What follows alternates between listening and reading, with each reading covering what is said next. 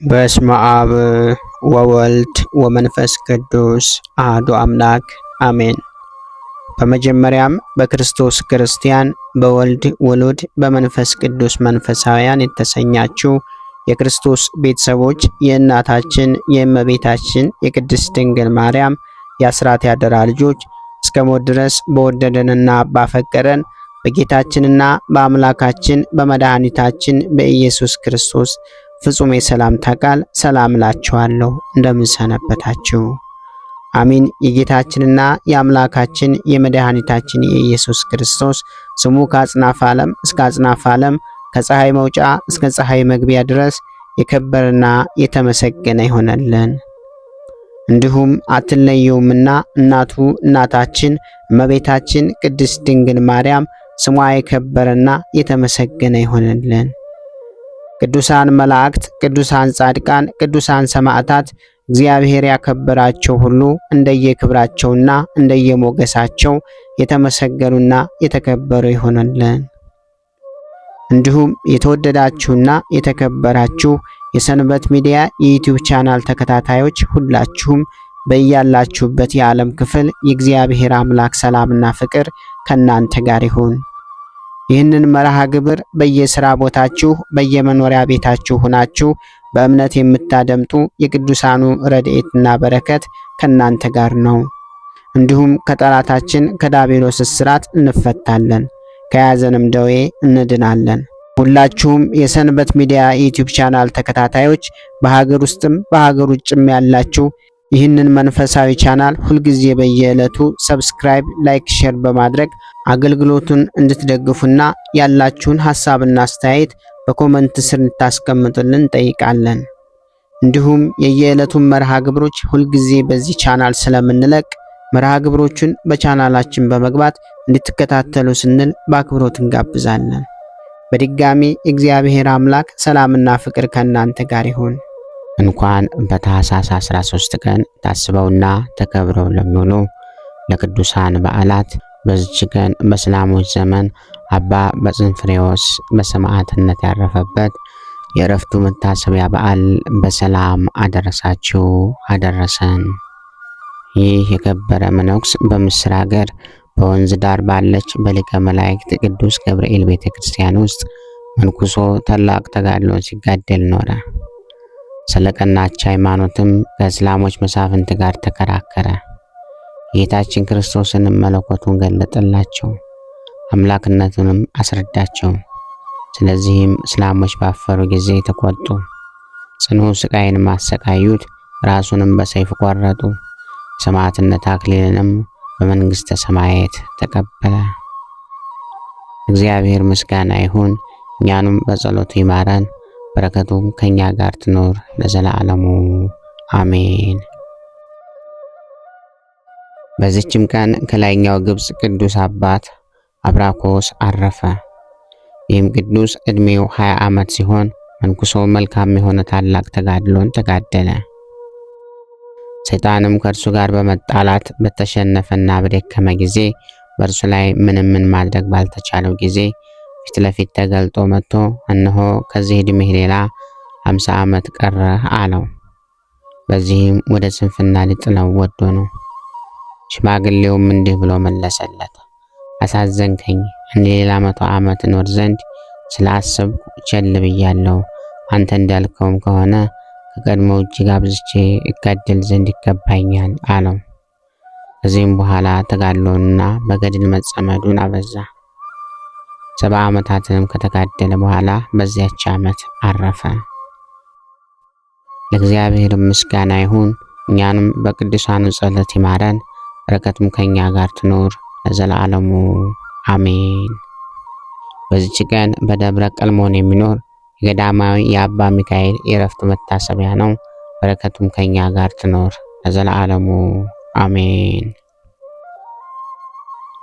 በዚህ ዕለት ታስቦና ተከብሮ የሚውለው ታላቁ አባታችን አቡነ ዘርአ ብሩክ ነው። ሀገራችን ኢትዮጵያ ብሉይ ከሐዲስ ያልጎደለባት በክርስቶስና በቅድስት ድንግል ማርያም እናቱ ኪርየተ እግር የተቀደሰች የቅዱሳን መጠጊያና ብዙ ቅዱሳንን ከእቅፏ ያፈራች ስለሆነች የተባረከች ሀገር ትባላለች። ሁሉም የሀገራችን ክፍሎች ቅዱሳንን አፍርተዋል። በምስራቅም በምዕራብም በሰሜንና በደቡብም ያሉ አካባቢዎች ሁሉ የቅዱሳን ቤቶች ናቸው። ቅዱሳንን በብዛት ካፈሩ አካባቢዎች አንዱ ደግሞ ምድረ ጎጃም ነው። በጎጃም አካባቢ ከተነሱ ቅዱሳን ደግሞ አንዱና ስመጥሩ ጻድቅ አቡነ ዘርአብሩክ ናቸው። አቡነ ዘርአብሩክ በብዙ ጎዳና የተለዩ አባት ናቸው። ለመጥቀስ ያህል እንኳ በታሪክ ዓለም ገባ የያዙ ሁለቱ ግርማን አራዊት ብሄሞትና ሌዋታንን ጥርስ ቆጥረው ብዙ ምስጢራትንም ተመልክተው ተመልሰዋል። በነገራችን ላይ ይህ ጉድ ዛሬም ሳይንሱ በብዙ ድካም ያልደረሰበት ነው። ጻድቁ በልደታቸው ጊዜ አይነ ስውራንን አብርተዋል። ለራሳቸው ግን ይህንን የግፍ ዓለም ላለማየት ጸልየው አይናቸው እንዲጠፋ አድርገዋል። ጻድቁ የተወለዱት በ16ኛው መቶ ክፍለ ዘመን እዚያው ጎጃም ውስጥ ሲሆን አባታቸው ደመ ክርስቶስ እናታቸው ማርያም ሞገሳ ይባላሉ። ወላጆች በልጅ ጦት ተማረው ይህንን የተቀደሰ ፍሬ ያገኙ። ጸጋ ኢየሱስ ብለውታል፣ በኢየሱስ ክርስቶስ ተሰጥቷቸዋልና። ቀጥሎ የወለዱትንም ተስፋ ኢየሱስ ብለውታል። ይህም የጻድቁ ታናሽ ወንድም ነው። በሂደት ግን የጸጋ ኢየሱስ ስም በፈቃድ እግዚአብሔር ወደ ዘርአብሩክነት ተቀይሯል። ጻድቁን ስመጥር ካደረጓቸው ስራዎቻቸው መካከል በአጼ ሱስንዮስ ዘመን የሰሩት ቅድሚያውን ይወስዳል። ነገሩ እንዲህ ነው። 1598 ዓመተ ምህረት በኢትዮጵያ ላይ የነገሱት አጼ ሱስንዮስ ጴጥሮስ ወይም ፔድሮ ወይም ፓኤዝ ከሚባል ፈረንጅ መናፍቅ ጋር በፈጠሩት ወዳጅነት ሃይማኖታቸውን ለወጡ። ካቶሊክ ወይም ሮማዊም ሆኑ። በኋላም አልፎንሶ ማንደዝ የሚሉት እሾህ መጥቶ ሁሉንም የኢትዮጵያ ሕዝብ መናፍቅ እንዲሆን ከንጉሱ ጋር መከረ። በጊዜው በቤተ መንግስቱ አካባቢ የነበሩ መሳፍንት ተቀላቀሉ። እየቆየ ግን ዜናው በመላ ሀገሪቱ ተሰማ። በተለይ በ1611 በተዋህዶ አማኞችና በመናፍቁ ንጉስ መካከል ነገሩ ተካሮ ጳጳሱ አቡነ ሳሙኤል ጠዳ ላይ መገደላቸው ተሰማ። በዚህ ጊዜ ገበሬው ከእርሻው፣ ሴቷ ከማዕድ ቤት፣ ካህኑ ከመቅደሱ፣ ነጋዴው ከገበያው እየወጡ ስለቀናቸው ሃይማኖት ደማቸውን አፈሰሱ። በበዓት የተወሰኑ በሺህ የሚቆጠሩ ቅዱሳንም ወጥተው ተሰየፉ። በዚህም ጊዜ የግሽዋ አቡነ ዘርአብሩክ ዳዊታቸውን አንግበው ለሰማዕትነት ሄዱ። አባይ ወንዝ ዳር ላይ ሲደርሱ ዳዊታቸውን ወደ ወንዙ ውስጥ ጣሉት። ተሻግረውም ከንጉሱ አደባባይ ደንቀዝ ደረሱ። በጊዜውም ልክ እንደ ፍቅርተ ክርስቶስና ወለተ ጴጥሮስ እርሳቸውን መከራ ደረሰባቸው። ንጉሱም ሳይገደሉ እንዲታሰሩ አደረጉ። በጨለማ እስር ቤትም 5 ዓመታትን ሲያሳልፉ ትኩስ ምግብን ያመጡላቸው ነበር። እርሳቸው ግን ምግባቸውን ሰማያዊ ነበርና አልነኩትም። ከ5 ዓመት በኋላም ያ ሁሉ ምግብ በተአምራት በትኩስነቱ እየጨሰ ተገኝቷል። ዘርአብሩክም ከእስር ቤት ተፈተዋል።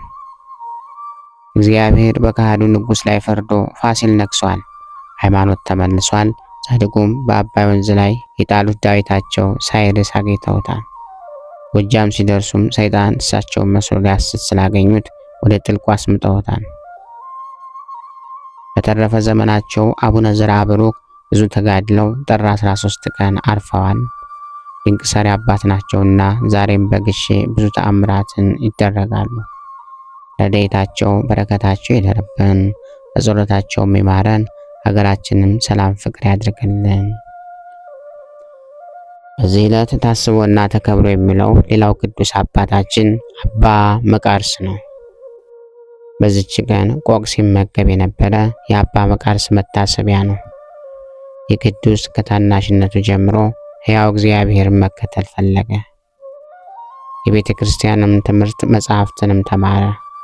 የዚህንም ዓለም ኃላፊነቱን ለጻድቃንም በጎ ዋጋ ለኃጥአንም ቅጣት እንዳለም አስተዋለ። ስለዚህም ዓለምን ትቶ በአንድ ገዳም ውስጥ መነኮሰ። ከዚያም ወጥቶ የ10 ቀን ጎዳና ተጓዘና በውስጡ ኩንትና ቆቆች ውሃም ካለበት ተራራ ደረሰ። አስቦም እንዲህ አለ፣ ኩንትን ወደ መልቀም ብሰማራ የስግደቴና የጸሎቴ ሥራ ይቋረጣል። ሰብስቦ የሚያስገባልኝ ረዳት የለኝ፣ ብቸኛ ነኝና ስጋ አትብላ ያለውንስ የባልንጀራችንን ስጋ በሐሜት የምንበላውን አይደለምን? ሌላ ምግብ እንደሌለኝ ፈጣሪ ያውቃል ብሎ ከዚያች ዕለት ወዲህ ቆቆችን የሚያጠምድ ሆኖ በየቀኑ አንዳንድ ቆቅ የሚያዙለት ሆነ። እርሳቸውንም እየተመገበ ከዚያ ውሃ እየጠጣ በማመስገን ኖረ። በቀንና በሌሊትም በጸሎትና በስግደት በመትጋት ወደ እግዚአብሔር እየለመነ ብዙ ዘመናት ኖረ። የሰውንም ድምፅ አይሰማም፣ የሰውንም ፊት አያይም። ሐሜትንም ሆነ ስድብን በማንም ላይ አብሮ አይነጋገርም። ከሰው ጋር ካልሆነ በቀር ሰይጣን አይመጣም ይባላልና። ከዚህ በኋላ ከቁስጥንጥንያ ከተማ አንድ መነኩሴ ዋሻ እየፈለገ አባ መቃርስ ካለበት ደርሶ ቆቅን ሲያጠምድ አየው። ያን ጊዜም አልታገሰም፣ ግን ወንድሙን በሐሜት እስከሚገድለው ቸኮለ። ወደ ቁስጥንጥንያ ከተማ ወደ ሊቀ ጳጳሳቱ ተመልሶ እንዲህ ብሎ ነገረው። እኔ ዋሻ እየፈለኩ ወደ በረሃ ሄድኩ። እዚያን ስጋ ሊበላ ቆቅን ሲያጠምድ መነኩሴውን አየሁት። የሚሰራውንም ሲያዩ በአሕዛብ ዘንድ ሊያስነቅፈን ነው አለው። ከጳጳሳቱም ይህንን ነገር በሰማ ጊዜ ነገሩ እውነት እንደሆነ ያውቅ ይረዳ ዘንድ ከዚያ ከነገረው መነኩሴ ጋር ሌላ መነኩሴ ላከ። እነርሱም በጉዞ ላይና በጎዳና ላይ ሳሉ ገና ሳይደርሱ አባ መቃርስ እንደ ልማዱ ወደ ወጥመዱ ሄደ። በአንዲት ወጥመድ የተያዙ 3 ቆቆቹንም አገኘ። እንዲህ ብሎ አሰበ፣ ጌታዬን ሊህን የሰጠኝ እኔን ሊፈትነኝ ነውን? ወይስ ከዚህች ዕለት በፊት ወደ ያልጠገበች ኖራለችን? ወይም ለሌላ ሰው እንዳል በዚህ በረሃ ውስጥ ከሰው ወገን ያየሁት የለም አለ። እንዲህም እያሰበ ሳለ ከሊቀ ጳጳሳቱ የተላኩ እሊያ መነኮሳት ደረሱ። ባያቸውም ጊዜ ደስ አለው። ችግረኛነትን አውቀህ ለአገልጋዮች ቅዱሳን ምግባቸውን የሰጠኸኝ አቤቱ አመሰግንሃለሁ ብሎ ሰገደ። እነርሱም ግን ማዕድ ሰርቶ አዘጋጅቶ እስካቀረበላቸው ድረስ ተቃቀሱበት ነበር። ከዚህም በኋላ አቅርቦላቸው እነሱ አባቶቼ ባርኩና ተመገቡ አላቸው። እርሱም የራሱን ድርሻ ይዞ እስከሚጨርስ ያለ መነጋገር በጸጥታ ተመገበ። ከዚያም በኋላ ዓይኖቹን ቀና ቢያደርግ እንዳልበሉ አየ። አባቶቼ እንዴት አልበላችሁም አላቸው። እኛ መነኩሳት ስለሆን ስጋ እንበላም ድህርምትም አለን አሉት። እርሱም ተዋቸው፣ አላስገድዳቸውም። እነዚያን ያበሰላቸውን ቆቆች አንስቶ 3 ጊዜ እፍ አለባቸው። ያን ጊዜ ድነው በረሩ፣ ወደ ቦታቸውም ሄዱ። እነዚያ መነኩሳትም ይህንን ተአምር አይተው ደነገጡ። የእግዚአብሔር ቅዱስ ሆይ በደላችንን ይቅር በለን ብለው ሰገዱለት። እርሱም የሁላችንን በደል እግዚአብሔር ይቅር ይበለን አላቸው። ከዚህም በኋላ ወደ ሀገራቸው ተመልሰው ያዩትን ይህንን ድንቅ ተአምር ለሊቀ ጳጳሳቱ ነገሩት። እርሱም ሰምቶ አደነቀ። ወደ ንጉሱም እንዲህ ብሎ ላከ፣ በዘመናችን ጻድቅ ሰው መነኩስ ተገኝቷልና አንተ ምና ሄደህ በረከቱ እንድትቀበል አለው። ወዲያውኑ ንጉሱ ከሰራዊት ጋር ተነሳ። ሊቀ ጳጳሳቱም ከካህናቱ ጋር አባ መቃርስ ወዳለበት እነዚያ መነኩሳት እየመሯቸው ሄዱ። ወደ እርሱም ሲቀርቡ ወደ ብሔረ ሕያዋን ያደርሰው ዘንድ መልአክ አንስቶ በክንፎቹ ተሸከመው። ሲያርግም ባዩት ጊዜ እግዚአብሔር ቅዱስ ሆይ ባርከን፣ የምንድንበትን አንዲት ቃል ንገረን ብለው ጮኹ። እርሱም ከሐሜትና ከነገር ሥራ አንደበታችሁ ይከልከል አላቸው። ካህን ብዙ ባይማር ትዕቢትና መታጀር ባልመጣበት ነበር። መነኩሴም ትሕርምት ባያበዛ ባልተመካም ነበር። እርስ በርሳችሁ ተፋቀሩ፣ እግዚአብሔርም አድሮባችሁ ይኑር አላቸው። ይህንንም ብሎ አረገ፣ ከዓይናቸውም ተሰወረ። ለእግዚአብሔር ምስጋና ይሁን። እኛንም በዚህ ጻድቅ ጸሎት ይማረን፣ በረከቱም ከኛ ጋር ትኖር ለዘለዓለሙ አሜን። በታኅሳስ 13 ቀን ታስበውና ተከብረው የሚውሉ የቅዱሳን በዓላት፦ አቡነ ዘርአብሩክ ጻድቅ፣ ቅዱስ መቃርስ ገዳማዊ፣ አባ አብራኮስ ገዳማዊ፣ ብጽዕት ሐና የእመቤታችን እናት፣ አባ በጽንፍሬዎስ ሰማዕት፣ አባ ሚካኤል ዘቀልሞን ናቸው። ወርሃዊ በዓላት ደግሞ እግዚአብሔር አብ፣ ቅዱስ ሩፋኤል ሊቀ መላእክት፣ ቅዱስ አርሳኔዎስ ጠቢብ ገዳማዊ፣ አእላፍ ወይም 99ኙ ነገደ መላእክት፣ ቅዱስ አስከናፍር ሮማዊ፣ 13ቱ ግዑሳን አበው ናቸው። ነቢይን በነቢይ ስም የሚቀበል የነቢዩ ዋጋ ይወስዳል። ጻድቅን በጻድቅ ስም የሚቀበል የጻድቁ ዋጋ ይወስዳል። ማንም እነዚህን ከታናናሾቹ ለአንዱ ቀዝቃዛ ውሃ ብቻ በደቀ መዝሙሩ ስም የሚያጠጣ እውነት እላችኋለሁ ዋጋው አይጠፋበትም። በማቴዎስ ወንጌል ምዕራፍ 10 ከቁጥር 41። ጌታ ሆይ ከብልጽግናቸው ብዛት የተነሳ ብዙ መባን ካገቡት ይልቅ የድሃይቱን አነስተኛ መባ እንደተቀበልክ ለሁል ጊዜ የሚያገለግሉን አእላፍ መላእክት እያሳሰብ በችግሬ ጊዜ የማቀርብልህን ምስጋና ተቀበል። እናንተም ቅዱሳን ነቢያት፣ የወንጌል ሰባኪያን ሐዋርያት፣ ሰማዕታትና ጻድቃን፣ ትጉሃን መላእክት፣ ፍጹማን ደናግል እንዲሁም ደጋጎች መነኩሳት ሆይ ልጅ አዋቂ ሳይለይ የምንሰበሰብበትን የጉባኤ ቦታ ባርኩ። ይህንን መጽሐፍት አዘጋጅቶ ብራና ዳምጦ የጻፈውና ያጻፈውን ከግዕዝ ወደ አማርኛ የተረጎመውን ቃለ ንባቡን በእርጋታ መንፈስና በተመስጦ ሕሊና ያዳመጠ በደለኛን ሁሌ የምታስምር የጌታ እናቱ በማርያም ጸሎት ኢየሱስ ክርስቶስ ሆይ በአንድነት ይማረን። ኢየሱስ ክርስቶስ ሆይ በአንድነት ይማረን። ኢየሱስ ክርስቶስ ሆይ በአንድነት ይማረን። ልብህን በእርጋታ ኑረው። የሁሉም መጨረሻና የሁሉም አገልጋይ ለመሆን በጣም ትጋ። ለከንቱ ንግግር ዘገምተኛና ሰነፉን ነገር ግን የቅዱሳት መጻሕፍትን ቃል በማወቅ በመስማት ድህነትን የሚሰጡ ናቸውና ብልህ ሁን። ታላቁ ባስልዮስ ዘቂሳርያ። ክብር ምስጋና ይሁን አንድ አምላክ ለሚሆን ለአብ ለወልድ ለመንፈስ ቅዱስ ስም እስከ ዘለዓለሙ አሜን። ወስብሐት ለእግዚአብሔር ወለወላዲቱ ድንግል ወለመስቀሉ ክቡር። ይቆየን።